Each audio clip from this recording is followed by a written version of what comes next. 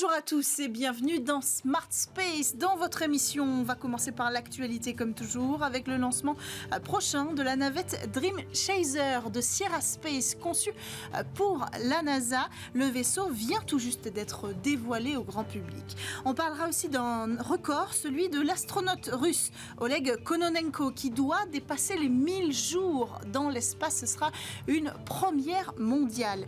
Et puis on va revenir sur les dernières images de James Webb, époustouflantes comme toujours, pour vous décrypter ce qu'elle nous raconte de l'univers. En deuxième partie d'émission, on prend la direction de la Lune, car il est temps de faire le point sur le programme Artemis, alors même qu'un retard de 2 ans a été annoncé et que l'ancien administrateur de l'agence américaine fustige le modèle de retour vers la Lune. Nos invités en plateau reviendront sur ces critiques avec nous. Voilà pour le programme du jour. On démarre tout de suite avec l'actualité. 20 ans après le début du projet, Sierra Space dévoile une nouvelle version de Dream Chaser, la prochaine navette spatiale commandée par la NASA. Très similaire aux anciennes navettes spatiales alors conçues à l'époque par l'agence américaine, le Dream Chaser aura pour principale mission de ravitailler la station spatiale internationale. Une navette réutilisable qui devrait remplir jusqu'à 15 missions, mais avec une capsule, elle, à usage unique, contrairement aux capsules Dragon de SpaceX. Toujours contrairement à cette technologie, l'amarrage à l'ISS, lui, ne sera pas automatique. Le véhicule sera capturé par le bras robotique Canadarm de la station spatiale. À la fin de la mission, le module de fret nommé Shooting Star brûlera dans l'atmosphère, tandis que le Dream Chaser retournera sur Terre et atterrira avant d'être préparé pour une autre mission. Alors, dans les prochains jours, la NASA et Sierra Space débuteront les essais de compatibilité lanceur pour s'assurer bien que le véhicule résiste aux contraintes induites par le décollage. Une étape très importante puisque ensuite, d'ici la fin du mois de juin, le vaisseau spatial effectuera sa première mission de démonstration et de qualification à bord du lanceur Vulcain du LA qui vient tout juste de faire ses preuves. Le cosmonaute russe Oleg Kononenko bat le record mondial du temps passé dans l'espace. Oleg Kononenko a passé plus de 878 jours dans l'espace, battant le record détenu jusque-là par son compatriote Gennady Padalka, selon l'agence spatiale russe Roscosmos. Mais il va encore plus loin. À l'issue de sa mission actuelle, Oleg Kononenko devrait battre un second record, puisqu'il deviendra le premier humain à avoir cumulé 1000 jours dans l'espace. Une prouesse technique mais surtout humaine qui demande à l'astronaute une discipline hors norme pour maintenir son corps en bonne santé malgré la microgravité. À vrai dire, c'est la 5e mission de ce type pour ce Russe de 59 ans. Dernière actualité, 19 galaxies spirales ont été photographiées par le télescope James Webb de la NASA. Vous n'avez pas pu rater ces images tant elles sont époustouflantes et elles doivent nous permettre de comprendre davantage la formation des étoiles. Alors pour en parler, on a avec nous en ligne Médéric Boquian, professeur à l'université Côte d'Azur et chercheur à l'Observatoire de la Côte d'Azur. Bonjour Médéric Boquian, bienvenue dans Smart Space. Est-ce que vous pouvez nous raconter ce qu'on voit précisément sur ces images toujours aussi spectaculaires ? Bonjour. Alors, ce sont des images qui effectivement sont vraiment exceptionnelles. Et elles sont exceptionnelles en fait parce que c'est la combinaison de 3 facteurs principaux. D'une part, on a une grande finesse de détails. Avant, on pouvait voir simplement des détails assez grossiers. Maintenant, on peut voir vraiment les plus petites fines, les plus, pardon, les plus fines structures dans ces galaxies. Et en même temps, James Webb, c'est un satellite qui est extrêmement sensible. On peut voir des régions qui sont extrêmement faibles. Et donc, ça nous permet de voir des détails qui étaient jusque-là vraiment inaccessibles. Et aussi, un point très important, c'est que le satellite James Webb nous permet d'observer au-delà des longueurs d'onde visibles. Alors, qu'est-ce que ça veut dire? C'est que quand on regarde une galaxie dans le visible, on voit typiquement les étoiles, comme le Soleil. Mais quand on voit à plus grande longueur d'onde, ces étoiles peu à peu disparaissent.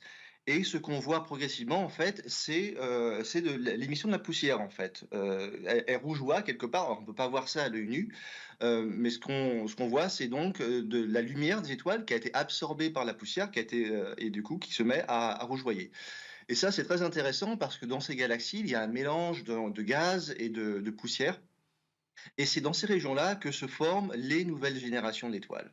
Et donc ces observations nous permettent de mieux comprendre, par exemple, comment se forment les étoiles dans ces galaxies et comment ça influe l'évolution de ces galaxies à travers les millions et les milliards d'années. Hmm. Est-ce que précisément on a déjà des retours sur ce que ces images auraient pu apporter aux chercheurs? Est-ce que vous-même, vous avez déjà pu tirer quelques conclusions? On attend toujours un peu le groundbreaking, voilà, la découverte qui va tout changer de James Webb. C'est pas forcément encore le cas? Alors pour nous, les groundbreaking, enfin les images qu'on a sont absolument incroyables. Ouais. Alors les premières réunions qu'on a eues avec les collègues, en fait, on a surtout passé notre temps essentiellement à nous pâmer devant les images tellement elles dépassent l'imagination, elles Ouais. dépassent ce à quoi on pouvait s'attendre. Mais rapidement, on s'est mis au travail parce que si on a obtenu ces images, c'est pas juste parce qu'elles sont jolies, mais c'est parce qu'elles nous apprennent des choses sur l'univers. On est fondamentalement des chercheurs, on sommes curieux, on veut comprendre comment les choses se passent. Hmm. Donc, ça nous a apporté vraiment des informations extrêmement importantes, par exemple sur la composition de ces poussières. Donc il y a comme des petites toxines qu'on voit par exemple dans l'infrarouge moyen. Et c'est ça, par exemple, James Webb nous permet de mieux comprendre en fait les propriétés de ces poussières. Ça nous permet aussi de mieux comprendre comment se forment les étoiles. Par exemple, un, un- un phénomène typique, c'est que les étoiles ne se forment pas toutes seules. Elles se forment en groupe. Mhm. Ce sont des animaux un peu grégaires quelque part. Donc ça forme ce qu'on appelle des amas d'étoiles. Et donc ces amas d'étoiles vivent après quelques millions, quelques dizaines de millions, quelques centaines de millions, certains quelques milliards d'années avant que les étoiles finalement ne se dissolvent dans la galaxie. Et mieux comprendre comment se produit ce phénomène nous permet de mieux comprendre la formation d'étoiles et ça nous permet aussi d'obtenir comme une sorte de chronomètre. D'accord. Une des grandes difficultés qu'on a, c'est de comprendre finalement à quelle vitesse se forment les étoiles. Et on a maintenant, grâce à James Webb, une bien meilleure capacité en fait à mesurer des âges. Alors quand on parle d'âge, ici on parle en millions d'années. Pour nous, un million d'années, c'est une période extrêmement courte. Et donc ça nous permet voilà, de mesurer ce type d'échelle de temps. Hmm. Et in fine, de comprendre aussi comment notre étoile, le Soleil, a pu apparaître dans notre galaxie, c'est ça? Alors, absolument. Donc le Soleil est né avec... le Soleil n'est pas né tout seul. On sait qu'il Voilà. y a des frères et des sœurs du Soleil ou des cousins, des cousines qui partagent certaines caractéristiques. C'est donc le Soleil est né avec d'autres étoiles dans une région de formation d'étoiles. Alors là, évidemment, on regarde d'autres régions de formation d'étoiles qui ne sont pas dans nos galaxies, mais dans des Mhm. galaxies voisines. Mais ce sont des régions qui, avant, étaient extrêmement difficiles à observer. Par exemple, si on essaie de les observer avec le satellite Hubble, qui est bien connu, qui Mhm. est beaucoup plus sensible au visible. Le problème, c'est que la poussière absorbe de façon très efficace le rayonnement visible. Et ce sont des régions où il y a énormément de poussière, ce qui fait qu'en fait, on ne pouvait pas les voir. Et James Webb, ça nous a permis de découvrir en fait des régions de formation d'étoiles qui jusque-là étaient complètement invisibles à nos yeux avec Hubble. Merci beaucoup, Médéric Boquien, d'avoir pris le temps de nous décrypter un petit peu ces images qui sont pour nous époustouflantes et pour vous révolutionnaires aussi, hein, si je comprends bien ce que vous nous expliquez. Continuez d'analyser ces images et puis on en reparlera en plateau pour connaître un petit peu plus sur la révolution que nous apporte ce télescope James Webb. On enchaîne, quant à nous, avec le Space Talk direction la Lune et le programme Artemis. La course à la Lune et la course à l'innovation sont-elles compatibles alors que le programme Artemis, qui doit renvoyer des humains sur la Lune, prend du retard? On s'interroge quant à la pertinence d'une formule qui entend remplir un petit peu tous les défis technologiques de notre époque finalement. Alors pour en parler, j'ai avec moi François Leproux, ingénieur en mécanismes spatiaux et auteur. Bonjour. Bonjour, Bienvenue sur le plateau de Smart Space. On a aussi avec nous à distance Brian Calafassian, chercheur en politique spatiale à l'Institut d'études et de stratégie et de défense. Bonjour Brian, bienvenue avec nous dans cette émission. Bonjour. Alors, est-ce que c'est la faute de SpaceX si Artemis prend du retard? Alors, ce serait ce n'est pas uniquement la faute de SpaceX. Effectivement, SpaceX est en charge du Starship, c'est-à-dire du vaisseau qui va permettre aux astronautes américains d'aller à la surface de la Lune. C'est un développement qui prend du retard. On l'a vu l'année dernière avec 2 échecs lors de vols d'essai qui ont néanmoins permis à l'entreprise d'avoir des données très valables pour le développement de cet engin qui est tout de même une rupture technologique. Donc on va dire son développement suit sa route. Il y a d'autres industriels privés qui sous-traitent pour la NASA dans le cadre du retour sur la Lune et qui ont pris du retard. C'est notamment le cas d'Axiom Space qui est en charge des combinaisons spatiales pour les astronautes, qui ont également pris du retard. Mais est-ce qu'ils n'ont pas pris du retard parce qu'on repousse les budgets dédiés à ce sujet pour se concentrer sur les lanceurs ? Alors, dans le cadre d'Axiom, c'est tout à fait possible. Dans le cadre de SpaceX, il faut bien voir que le développement du Starship, c'est vraiment quelque chose de tout à fait complexe. Alors, il y a 2 missions Artemis qui ont été repoussées, Artemis 2 et Artemis 3. Donc, Artemis 3, c'est le premier alunissage d'un Starship à la surface de la Lune. Donc, c'est directement imputable au retard du Starship. Dans le cadre d'Artemis 2, qui est une répétition générale, finalement.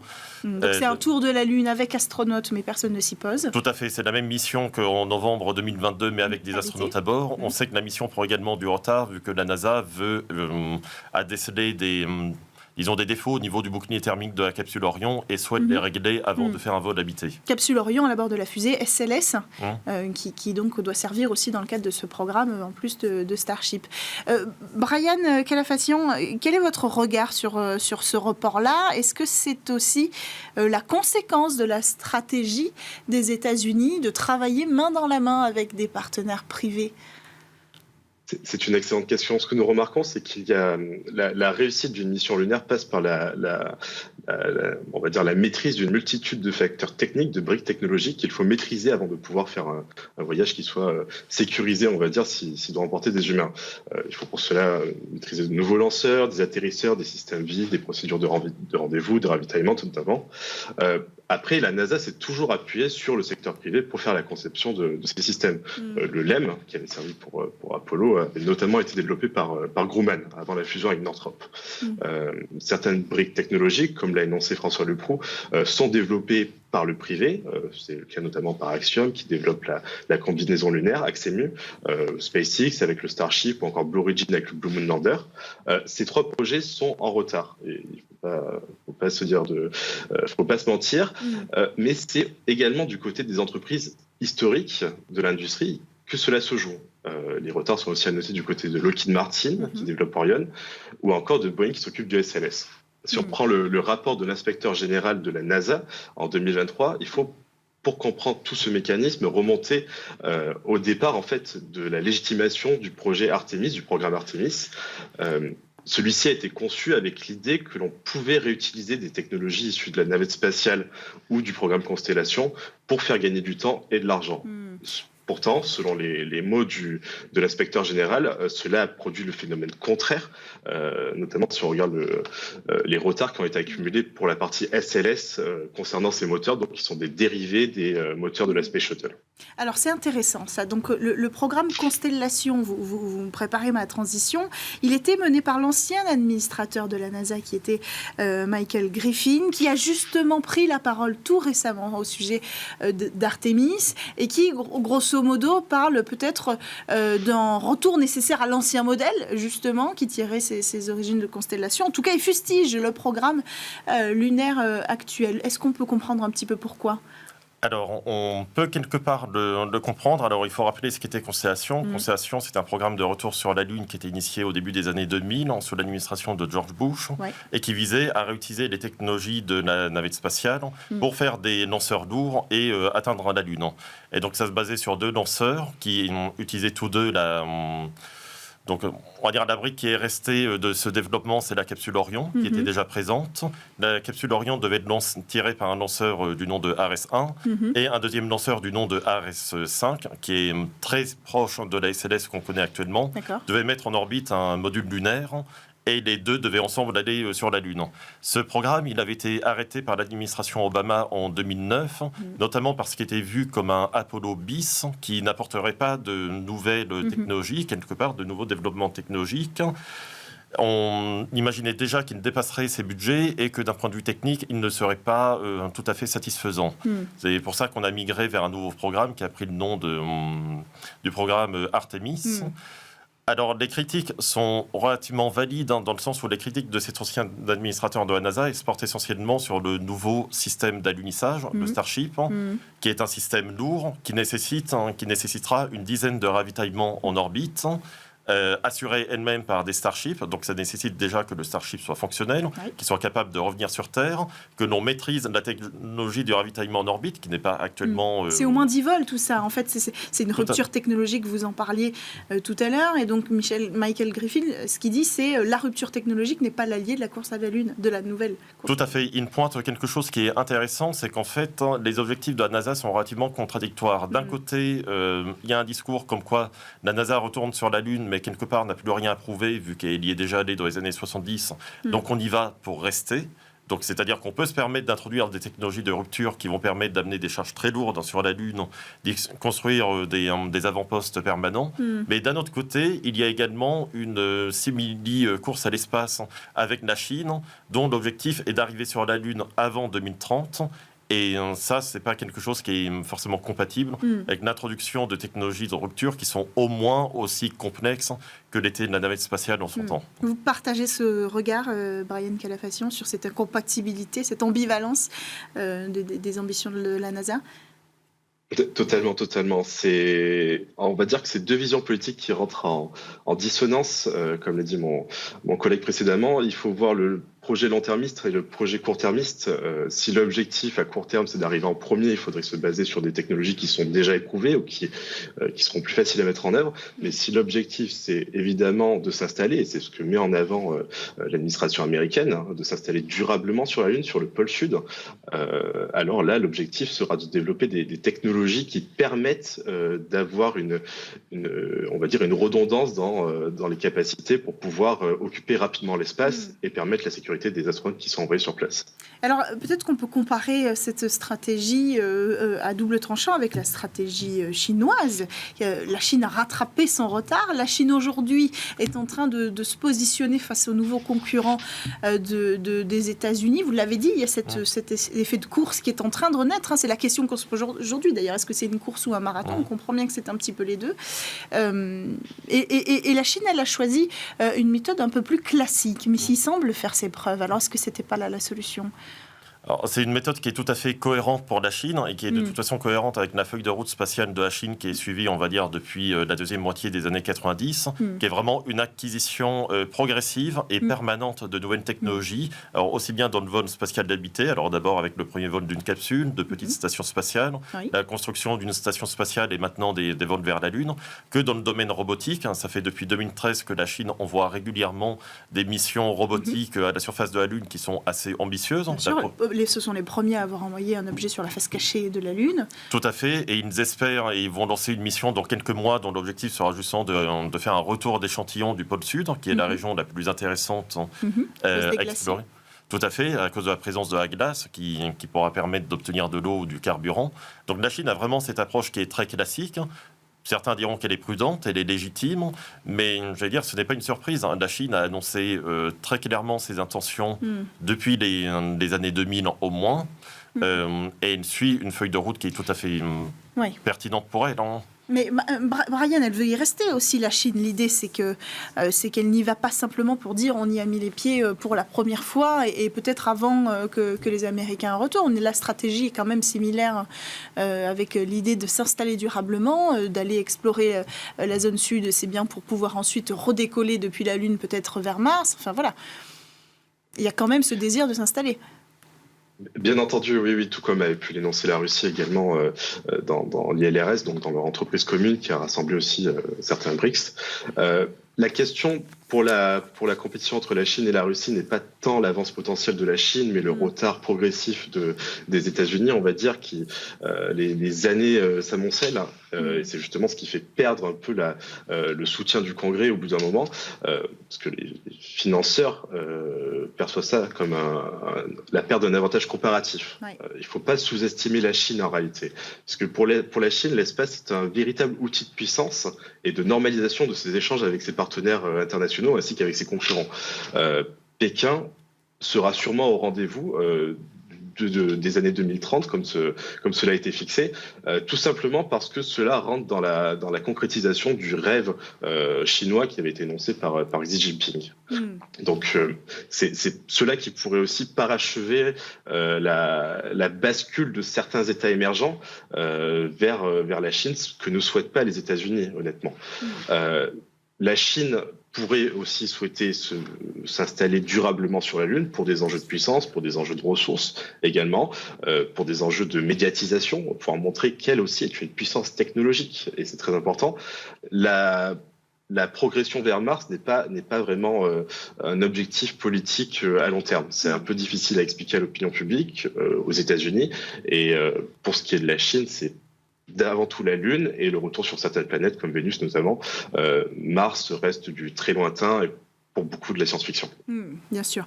Alors, est-ce qu'il faut choisir entre le marathon et la course vers la Lune? Est-ce que, si vous aviez le pouvoir de choisir et peut-être de remodeler le programme d'Artemis pour pallier ce retard, est-ce que vous choisiriez entre le marathon et la course? Alors, pour ma part, je pense que l'approche qui a été adoptée par les États-Unis est pertinente pour viser une installation, on va dire au moins à moyen terme, sur la Lune. Ce qui est un petit peu regrettable, c'est que justement, on va dire, c'est l'objectif du programme Artemis, mais c'est pas celui qui est mis en avant. L'objectif d'Artemis qui est beaucoup mis en avant, c'est justement de déposer les premiers hommes et la première femme à la surface de la Lune, mais assez peu au sujet de l'installation. Et à ce niveau-là, c'est un petit peu regrettable que le programme Artemis souffre également d'une autre ambivalence. C'est-à-dire c'est un programme qui est initié par les Américains. La communication est très America First, si je peux me permettre. Alors que c'est un programme international. L'Europe, on est un partenaire majeur, de même que le Canada, le Japon et maintenant les Émirats arabes unis également. Et justement, je pense que l'Europe aurait un rôle très important à jouer dans l'installation à long terme à la surface de la Lune, notamment parce qu'elle a avancé un certain nombre de concepts. Alors à l'époque, ça s'appelait le Moon Village, qui avait été proposé par Ian Warner, qui est celui d'une station en sol. L'Europe propose un certain nombre de systèmes également de logistique pour exploiter les ressources et amener du cargo à la surface de la Lune. Donc c'est quelque chose qui mériterait d'être mieux mis en avant, peut-être d'avoir une plus forte implication de l'Europe au sein du programme Artemis, afin de le rééquilibrer et de tendre davantage vers une installation à long terme. Et quelque chose qu'on peut regretter, c'est qu'avec tous les retards justement qui concernent les systèmes d'atterrissage, donc la NASA a fait appel l'an dernier à Blue Origin afin de développer un nouveau module. Et certainement re-challenger d'une certaine SpaceX. Tout à fait. Donc Blue Origin qui aligne, on va dire, une sorte de NEM un peu plus classique. Certainement, l'Europe aurait également pu proposer un système analogue, sachant qu'elle développe également le système cargo Argonaut. Bien sûr. Alors Argonaut, on en parle très peu en Europe aujourd'hui, mais c'est un vrai sujet en cours de développement.